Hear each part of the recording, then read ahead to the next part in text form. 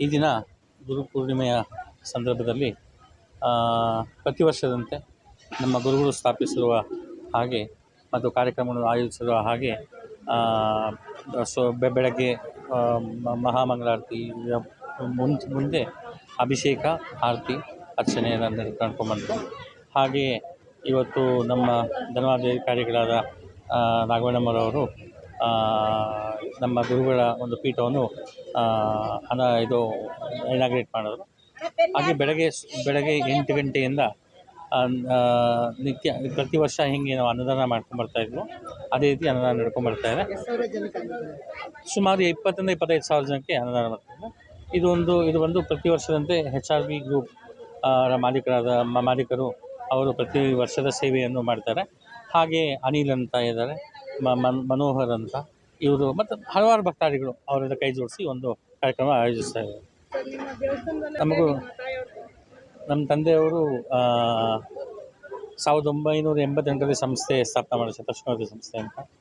ಕಿವುಡು ಮಕ್ಕಳಿಗಾಗಿ, ವಯೋವೃದ್ಧರಿಗಾಗಿ, ವಿಕಲಚೇತನ ಮಕ್ಕಳಿಗಾಗಿ ಸಾಕಷ್ಟು ಸೇವೆಯನ್ನು ಸಲ್ಲಿಸಿದ್ದಾರೆ. ಅದೇ ರೀತಿಯಲ್ಲಿ ಬಾಬಾರವರ ಪರಮ ಭಕ್ತರು ಹೌದು. ಬಾಬಾರವರು ಏನು ಒಂದು ಅವರು ಒಂದು ಬೋಧನೆ ಮಾಡಿರ್ತಕ್ಕಂತಹ ಒಂದು ವಿಧಾನಗಳಲ್ಲಿ ನಮ್ಮ ತಂದೆಯವರು ನಡ್ಕೊಂಡ್ಬರ್ತಾಯಿದ್ರು. ಅದೆಲ್ಲರಿಗೂ ಗೊತ್ತಿರುವಂಥದ್ದು. ಈ ಭಾಗದಲ್ಲಿ ಎಲ್ಲರೂ ಸುಮಾರು ಅವರಿಗೆ ಭಕ್ತಾದಿಗಳು ಇದ್ದರು. ಇವತ್ತು ಅವ್ರು ಇಲ್ಲದೇ ಇರೋದು ತಮಗೆ ತುಂಬ ಬಹಳ ದುಃಖವಾಗಿದೆ. ನಮ್ಮ ಜೊತೆಗೆ ಸಾಕಷ್ಟು ಭಕ್ತಾದಿಗಳು ಅದನ್ನ ನೆನೆಸ್ಕೊತಾರೆ. ಅವರಿದ್ದಿದ್ರೆ ಅಂತೂ ಅವರು ತುಂಬ ಅವರಿದ್ದಿದ್ರೆ ಇನ್ನೂ ಹೆಚ್ಚಿನ ಪಟ್ಟು ಒಂದು ಕ್ರೌಡು ಬರ್ತಾಯಿತ್ತು. 20-25 ಸಾವಿರ ಜನ ಅಂತೀವಲ್ಲ, ಅಟ್ಲೀಸ್ಟ್ ಒಂದು 40-50 ಸಾವಿರ ಜನ ಬರುವಂಥ ಇದು ಸನ್ನಿವೇಶ ಇತ್ತು. ಅವರ ಸೇವೆ, ಅವರು ನಡ್ಕೊಂಬಂದಂಥ ಮಾರ್ಗದಲ್ಲಿ ನಾವು ನಡೆಯಬೇಕನ್ನೋ ಪ್ರಯತ್ನ ಮಾಡ್ತಾಯಿದ್ದೇವೆ. ಅವರಷ್ಟಂತೂ ಮಾಡೋಕ್ಕೆ ನಮ್ಮ ಕೈಲಿ ಆಗೋಲ್ಲ, ಅದು ಸತ್ಯದ ಮಾತು. ಹಾಗೆ ನಮ್ಮ ತಾಯಿಯವರು ಎಲ್ರಿಗೂ ಚಿರಪರಿಚಿತರು.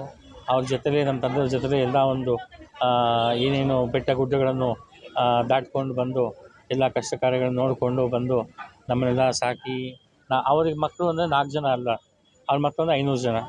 ಎಲ್ಲ ನಮ್ಮ ವಯೋವೃದ್ಧರು, ವಿಕಲಚೇತನ ಮಕ್ಕಳು, ಶ್ರವಣದೋಷವುಳ್ಳ ಮಕ್ಕಳು, ಎಲ್ಲರೂ ಅವ್ರ ಮಕ್ಕಳಂತಲೇ ಅವರು ಭಾವಿಸೋದು.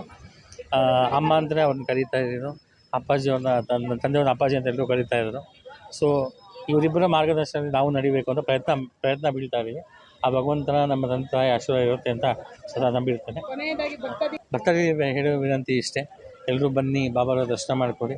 ದಯವಿಟ್ಟು ಸ್ವಲ್ಪ ಕ್ರೌಡನ್ನು ಇರೋದರಿಂದ ಸ್ವಲ್ಪ ಸಹಕರಿಸ್ಕೊಂಡು, ಸ್ವಲ್ಪ ಸಮಾಧಾನದಿಂದ ನೀವೇ ಎಲ್ಲರೂ ಸ್ವಲ್ಪ ವಾಲಂಟ್ರಿಯಾಗಿ ಇದು ಮಾಡಿಕೊಂಡು ಪ್ರಸಾದದ ಸೇವೆ ಮಾಡಿಕೊಂಡೇ ಹೊರಡಬೇಕು.